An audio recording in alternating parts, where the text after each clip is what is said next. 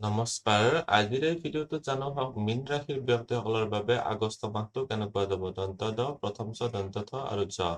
এইকেইটা আখৰেৰে যিসকল ব্যক্তিৰ নাম আৰম্ভ হয় তেওঁলোকৰ হৈছে মীন ৰাশি। চ' এই ভিডিঅ'টো চাই যদি ভাল লাগে তেতিয়াহ'লে এইকেইটা আখৰেৰে নাম আৰম্ভ হোৱা ব্যক্তিসকলৰ সৈতে ভিডিঅ'টো শ্বেয়াৰ কৰিবলৈ নাপাহৰিবা। আজিৰ এই ভিডিঅ'টোত আমি সকলোবিলাক দিশ ভালদৰে আলোচনা কৰিম। চ' এই ভিডিঅ'টো শেষলৈকে চাই থাকিব।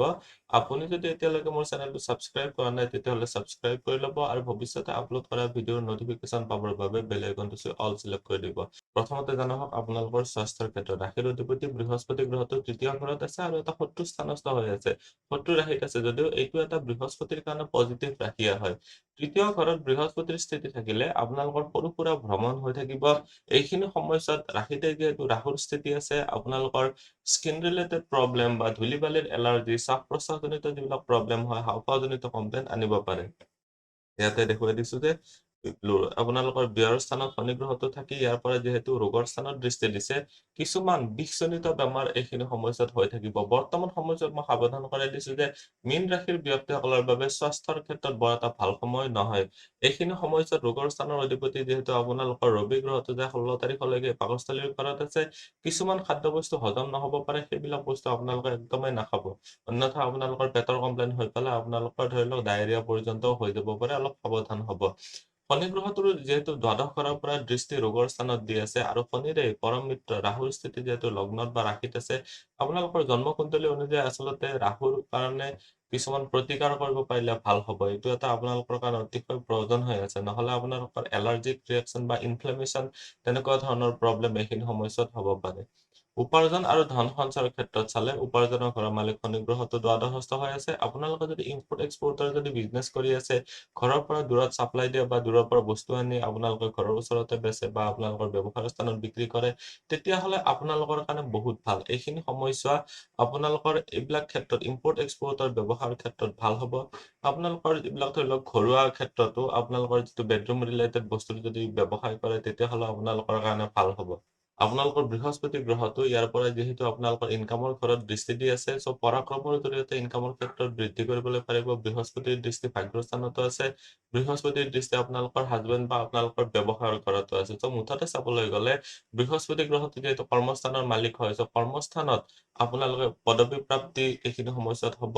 উন্নতি লাভ কৰিব লাগিলে বা ইনকামৰ ক্ষেত্ৰত বৃদ্ধি কৰিব লাগিলে আপোনালোকে পৰাক্ৰম কৰিব লাগিব, কষ্ট কৰিব লাগিব। বৃহস্পতি কষ্টৰ ঘৰৰ পৰা যিহেতু দৃষ্টি দিছে আৰু কৰ্মস্থানৰ অধিপতি যিহেতু কৰ্মস্থানৰ পৰা ষষ্ঠ ঘৰত গৈছে চাৰ্ভিচেছ বা আপোনালোকে চাকৰি প্ৰাপ্তিৰ ক্ষেত্ৰতো বৃহস্পতি সহায়ক হ'ব। টিচিং লাইন বা বেংকিং চেক্টৰ বা সুতৰ ব্যৱসায়, ফল তৰকাৰী ব্যৱসায়, পণ্ডিত, ৰাজনীতিক, মনোবিজ্ঞানী, মানৱ উন্নয়ন এইবিলাক ক্ষেত্ৰত যদি জড়িত হ'ব বিচাৰি আছে আপোনালোকৰ কৰ্মপ্ৰাপ্তিৰ ক্ষেত্ৰতো ভাল দেখা গৈছে। ছেভিংছৰ ঘৰটো চালে আপোনালোকৰ জমা ধনৰ ঘৰৰ মালিক হৈছে মংগল গ্ৰহটো বৃহস্পতিৰ সৈতে যুতি বনাই আছে এটা মিত্ৰ ৰাশিস্থ মিত্ৰৰ লগত এটা আপোনালোকৰ নিউট্ৰেল ৰাশিত বহি আছে। চ' মংগল গ্ৰহটোৰ ফালৰ পৰা আপোনালোকে ব্যৱসায়ৰ ক্ষেত্ৰতে বিশেষকৈ লাভান্বিত হ'ব পাৰিব। মংগল গ্ৰহটো 26 আগষ্ট তাৰিখৰ পিছত আপোনালোকৰ ইয়াতে চতুৰ্থ ঘৰত আহিব আৰু চতুৰ্থ ঘৰত অহাৰ লগে লগে ইয়াৰ পৰা দৃষ্টি আপোনালোকৰ ব্যৱসায়ৰ ঘৰত পৰিব, কৰ্মস্থানত পৰিব। চ' মুঠতে চাবলৈ গ'লে আপোনালোকৰ 26 তাৰিখৰ পিছৰ পৰা বেছি ভাল ৰিজাল্ট পাব পাৰিব। বিশেষকৈ ব্যৱসায়ৰ ক্ষেত্ৰত, কৰ্মস্থানৰ ক্ষেত্ৰত আৰু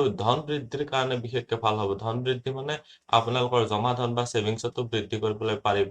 চৰকাৰী চাকৰিৰ ক্ষেত্ৰত চালে বৃহস্পতিৰ যিহেতু স্থিতি আপোনালোকৰ কমিউনিকেশ্যনৰ ঘৰত আছে আপোনালোকৰ ইনফৰমেশ্যন টেকনলজি বা আপোনালোকৰ সৰু সুৰা ভ্ৰমণ ৰিলেটেড ক্ষেত্ৰতো আপোনালোকে বহুতেই ভাল ফল লাভ কৰিবলৈ পাৰিব। এতিয়া দেখুৱাই দিছো আপোনালোকৰ ভাগ্য পিতা ধৰ্ম বা গুৰুজনাৰ ক্ষেত্ৰত এইটো স্থানৰ মালিক হৈছে মংগল গ্ৰহটো ইয়াতে আপোনালোকৰ দৃষ্টি দি আছে।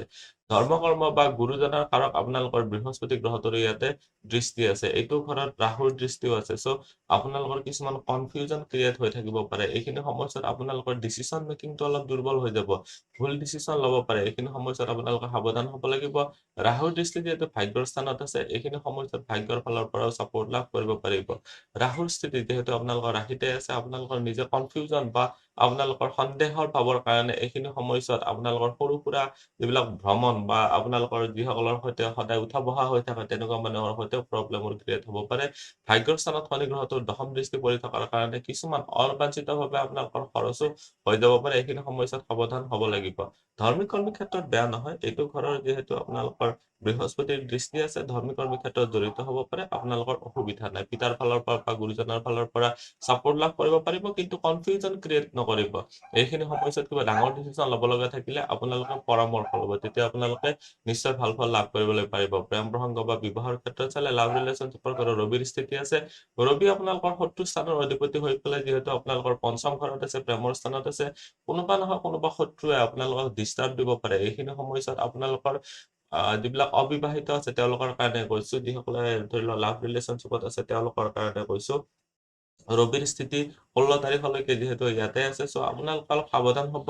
কাৰো কথা শুনি আপোনালোকৰ নিজৰ ৰিলেশ্যনশ্বিপটো জাজ নকৰিব, নহ'লে আপোনালোকৰ প্ৰব্লেম ক্ৰিয়েট হ'ব পাৰে। ইয়াতে মই এতিয়া দেখুৱাই দিছো আপোনালোকৰ সাধাৰণ শিক্ষা আৰু উচ্চ শিক্ষাৰ ক্ষেত্ৰত বাৰু ইয়াৰে যোৱাৰ আগতে বিবাহৰ কথাটো ৰৈ গৈছে। বিবাহৰ স্থানত যিহেতু কেতু আছে বা বৈবাহিক জীৱনৰ ঘৰত বা পাৰ্টনাৰশ্বিপৰ ঘৰত কেতু থকাৰ কাৰণে কেতু এটা হৈছে আধ্যাত্মিকতাৰ কাৰক। আপোনালোকে আধ্যাত্মিকতা অলপ মেইনটেইন কৰিব পাৰিলে এইখিনি সময়ছোৱাত ভাল হ'ব। আধ্যাত্মিকতাৰ কাৰক আপোনালোকৰ কেতু গ্ৰহটো যিহেতু ইয়াতে আছে, এইখিনি সময়ছোৱাত ঘৰত অলপ পূজা পৰিৱেশ, পূজা পাৰ্বণো কৰিব পাৰে, বা ঘৰুৱা ক্ষেত্ৰতো আপোনালোকে ধৰি লওক ধৰ্মীয় ক্ষেত্ৰত অলপ যদি ধৰি লওক ৰাতিপুৱা বা গধূলি হ'লেও সদায় যদি চাকি জ্বলাব পাৰে, তেতিয়াহ'লে আপোনালোকৰ কাৰণে খুব ভাল হ'ব। এতিয়া দেখুৱাই দিছো আপোনালোকৰ বৈবাহিক জীৱনত যিহেতু কেতুৰ স্থিতি আছে, বিৰক্তি ভাৱ আহিব পাৰে। বিৰক্তি ভাৱ মানে আপোনালোকে প্ৰেম বা সুখৰ ফালৰ পৰা আঁতৰি পেলাই এইখিনি সময়ছোৱাত আপোনালোকে ধৰি লওক ধাৰ্মিক কৰ্মিক ক্ষেত্ৰত বা যিবিলাক ধৰি লওক আধ্যাত্মিকতাৰ ক্ষেত্ৰত জড়িত হোৱাৰ যোগ দেখা গৈছে। সাধাৰণ শিক্ষা আৰু উচ্চ শিক্ষাৰ ক্ষেত্ৰত চালে সাধাৰণ শিক্ষাৰ স্থানৰ মালিক হৈছে চন্দ্ৰ গ্ৰহটো, ইয়াতে ৰবিৰ স্থিতি 16 তাৰিখলৈকে আছে। চ' 16 তাৰিখলৈকে বেয়া নহয়। উচ্চ শিক্ষাৰ ক্ষেত্ৰত ৰবিৰ স্থিতিৰ কাৰণে 16 তাৰিখলৈকে বেয়া নহয়। সাধাৰণ শিক্ষাৰ ঘৰৰ মালিক হৈছে আপোনালোকৰ কাৰণে বুধ গ্ৰহটো, আৰু বুধ গ্ৰহটো বহুত দিনলৈকে মানে মাহটোৰ শেষলৈকে ইয়াতে আগষ্টৰ 22 তাৰিখলৈকে যিহেতু ইয়াতে আছে। তাৰপিছত আপোনালোকৰ বুধ গ্ৰহটো যেতিয়া আপোনালোকৰ বুদ্ধি স্থানত সোমাব, তেতিয়া আপোনালোকৰ কাৰণে বিশেষভাৱে ভাল হৈ যাব। বুধ গ্ৰহটোৰ স্থিতি যিহেতু আপোনালোকৰ ষষ্ঠ ঘৰত আছে, এইখিনি সময়ছোৱাত আপোনালোকৰ পঢ়া শুনাৰ ক্ষেত্ৰত টাইম টেবুল মেইনটেইন কৰি হ'লেও পঢ়িব লাগিব, অন্যথা আপোনালোকৰ যিমানখিনি এক্সপেক্টেড ৰিজাল্ট পোৱাৰ ক্ষেত্ৰতো প্ৰব্লেম পাব পাৰে। উচ্চ শিক্ষাৰ ক্ষেত্ৰত ইমান এটা বেয়া নহয়। উচ্চ শিক্ষাৰ স্থানত ৰাহুৰ দৃষ্টি থকাৰ কাৰণে আপোনালোকৰ ক্ৰিয়েটিভ টেলেণ্টৰ জৰিয়তে এইখিনি সময়ছোৱাত ভাল ফল লাভ কৰিবলৈ পাৰিব।